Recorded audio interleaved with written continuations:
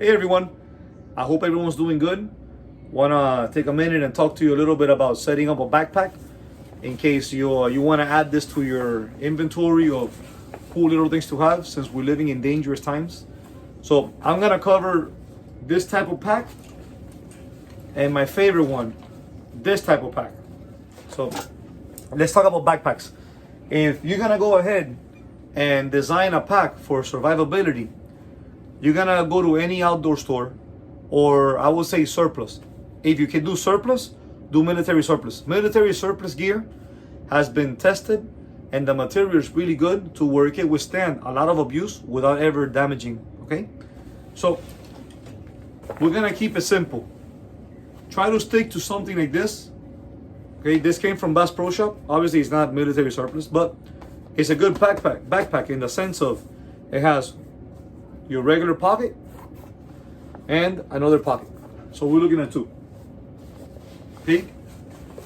Something like this I prefer because you open it, you put everything in. Whenever you gotta find something, just open up the pocket and look inside and get what you gotta get.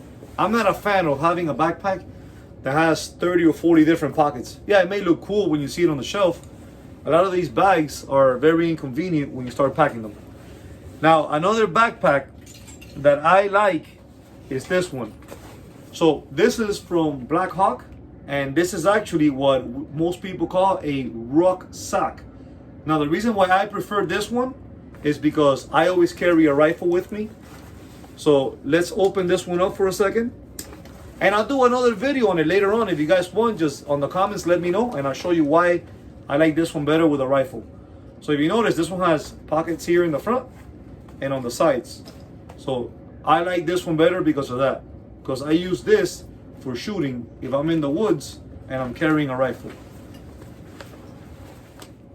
Now guys, when we're gonna go ahead and start setting up our backpack, there's a couple things that we want to consider, which are the 5 C's. I want to talk about cutting tools, cover elements, combustion devices, containers, and cordages. So let's go ahead and start breaking it down. Now for this video, I'm missing one tool that I don't have with me right now, which is my fault. I guess I'm not prepared as well. But I can buy it obviously tomorrow or the next day at Bass Pro. So one of the tools is this right here. This is a cutting saw. Pretty cool, huh? Look at it. So instead of needing a really big hacksaw or something crazy, just go ahead and put this inside a plastic dish soap box, and you're in the woods, you need to cut something, just get it open, wrap it around whatever you need to cut, put a little pressure, and just go like this. Okay, another tool is gonna be right here. So your regular knife. Now remember, for this video I don't have an axe, so let's talk a little bit about cover elements, something else we want to always carry. So guys, for cover elements, we have this right here. I like to carry this one, which is a regular rain poncho. I don't want to open it up in here because it's very big. I don't have enough space where I'm at right now to open it, but always keep this. Now, something really good that I even keep on my other job when I'm in the Everglades is this right here. It's gonna be 2 pieces. Okay, this is the jacket and these are pants. So what's really neat about this is that this material itself is Gore-Tex. So it's a lot more expensive than something you buy at Bass Pro. I would say a jacket like this will be about $180. And then the pants could be about $100, maybe $140. The cool thing about this is if it starts to rain and you want to just keep this on, you can put this over your clothes. Yeah, you might sweat a little bit more, but when it's done raining, you can take it off, hang it up, and it dries up a lot quicker than your regular poncho. Also, if it's cold and it's not raining and you want to add an extra layer of warmth on you, if you're already dressed up with cold weather gear on and you're still cold, you can obviously put this put it on over the gear, and this material is gonna also help trap the body heat inside, and it does help you actually stay a lot warmer than what you think. So we definitely want to add these two. Now I want to talk about combustion devices.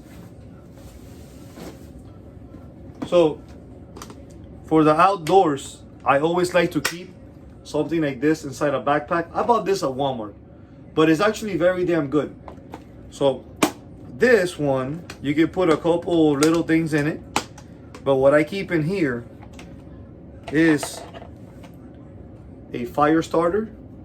I'll do another video on this, not where I'm at right now. I'm kind of worried about me striking this and having sparks come out and maybe blowing up my own house. Now, I also keep cotton balls.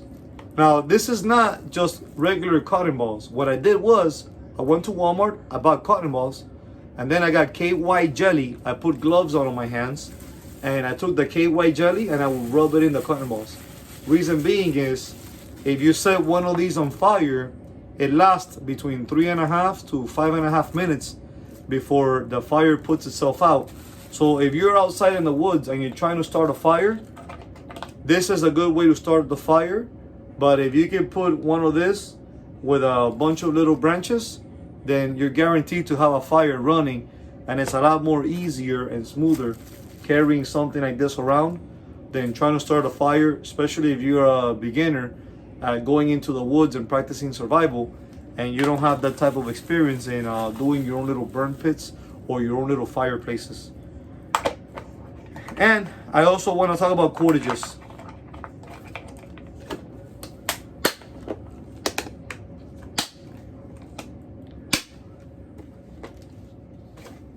Last but not least, what I want to put in the bag is right here.